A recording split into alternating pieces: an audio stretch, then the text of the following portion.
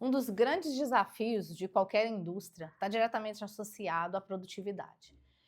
Sentimento de que você aumenta salário, você aumenta a contratação, você aumenta números de máquina, investe em tecnologia e no final das contas, sua produtividade não chega ao nível que você espera. Está sempre com gargalos, problemas no fluxo, problemas na embalagem, problemas em fazer com que o carregamento finalize com todos os seus produtos. Pelo menos é isso que a gente vê o enfrentamento todos os dias na indústria moveleira.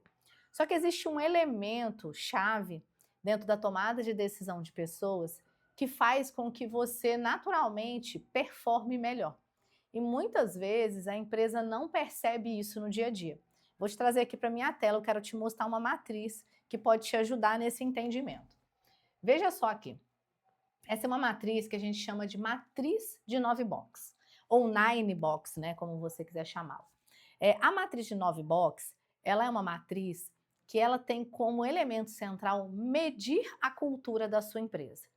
Por que medir a cultura? Primeiro elemento de cultura, vamos começar do começo. Primeiro elemento de cultura é entender aquilo que a empresa valoriza. Então, se você valoriza, por exemplo, pontualidade, disciplina, entrega no prazo, qualidade, velocidade, são elementos que você valoriza. E como que você mede isso para entender quem são as pessoas da sua empresa que têm esses comportamentos? Esse quadro, por exemplo, que eu estou te mostrando aqui, ele é um quadro que mostra que apenas 22% dos colaboradores dessa empresa tem a cultura da empresa. Os demais, olha só, aqui no mantenedor, 11% mantém a empresa e 22% desmotivado, questionável ou insuficiente. Totalizando aqui 11, 33, 44, 66% dos colaboradores dessa empresa não só tem um baixo desempenho, mas tem também um baixo comportamento. E isso é muito crítico dentro de uma empresa, principalmente, né, a gente que atende indústria, dentro de uma indústria cuja margem é sempre muito sacrificada e competida, né? E qual é o elemento que eu quero trazer aqui? São dois. O primeiro é que muitas empresas, por não entenderem uma matriz simples como essa, acabam promovendo para o cargo pessoas com baixa competência. Por quê? A gente fala da teoria do balde furado. A teoria do balde furado é o seguinte: você tem um colaborador que ele aparece para você o tempo todo, você vê ele correndo para lá, para cá, porque ele tem um balde furado, então ele enche e sai correndo para colocar essa água em algum lugar. Ele enche o balde de novo, ele sai correndo para colocar. Só que ele nunca termina, porque o balde está furado. Mas você, enquanto gestor, acha que ele é o cara. Por quê? Porque ele está sempre na correria. Então ele é bem visto dentro da empresa como um cara que tem atitude. Mas ele tem uma atitude ou ele resolve o seu problema? Sabe aquele sentimento de que a sua empresa, a sua equipe trabalha, trabalha, trabalha, anda, anda, anda, rala, rala, rala o dia inteiro e chega no final do dia, os resultados não se traduzem aquilo que você realmente espera deles? Teoria do balde furado. Esse cara, no final das contas, ele tem medo de que tapem o buraco do balde, porque se taparem o buraco do balde, as pessoas vão perceber que a única coisa que ele sabe fazer o dia todo é carregar água daqui e colocar lá. E quando ele coloca a água lá e o balde não está furado e não vai vazar, ele não tem mais nada para fazer ao longo do dia. E sabe qual é a pior parte? Eu não estou me referindo só aos colaboradores, eu estou me referindo aos seus líderes. Esse box que eu estou te mostrando aqui, nesse exato momento, refere-se exatamente ao box de liderança de uma empresa. E é muito crítico quando a gente vê um box desse. Por quê? Porque se você tem líderes cujos comportamentos são diferentes daquilo que você espera deles, naturalmente eles estão alimentando uma cultura na sua empresa de comportamentos equivocados.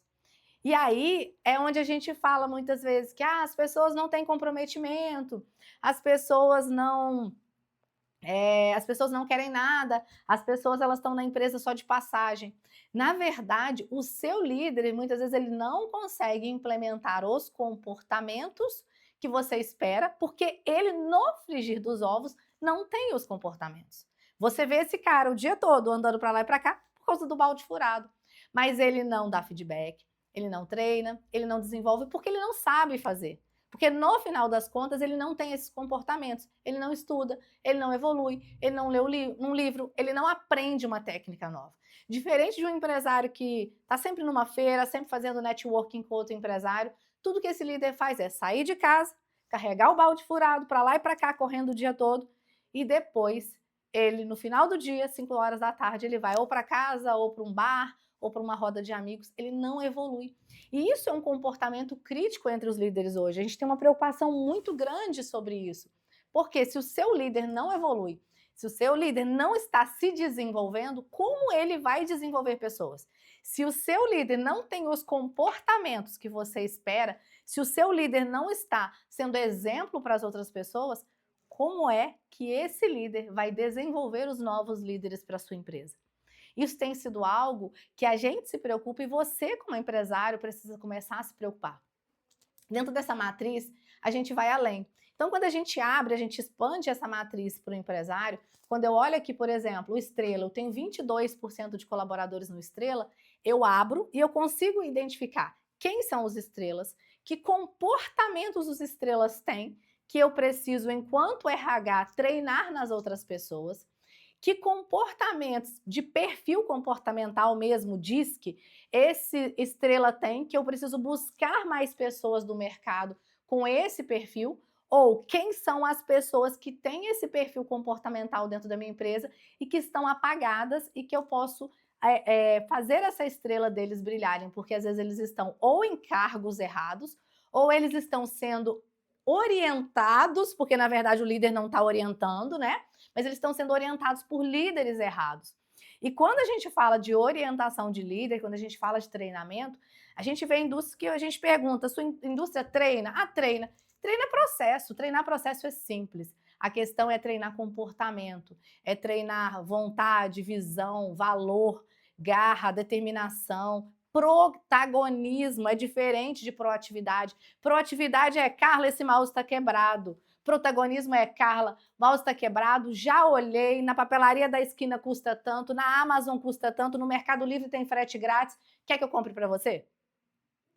O líder não treina protagonismo, o líder treina ao contrário, porque como ele critica, como ele reclama, muitas vezes ele é o primeiro a reclamar da empresa, ele é o primeiro a botar uma pimentinha, um veneninho dentro da empresa, automaticamente ele não consegue engajar essas pessoas. Isso tem sido muito crítico. Então, assim, é um manifesto. Eu estou aqui hoje indignada com coisas que eu tenho ouvido da boca de líderes e que me deixam extremamente preocupada com as pessoas que estão fazendo a gestão da sua empresa.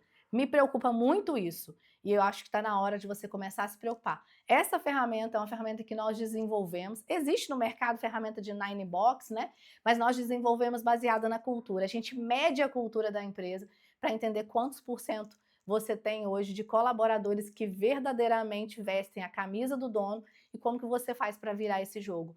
Porque na manufatura não se brinca, né? Qualquer erro é fatal para que uma empresa quebre, tenha grandes prejuízos ou para que ela nem sobreviva ao mercado. Então, fica aí essa reflexão. Meu nome é Carla Botelho, sou diretora da Universidade Moveleira e a gente está aqui sempre para contribuir com esse mercado.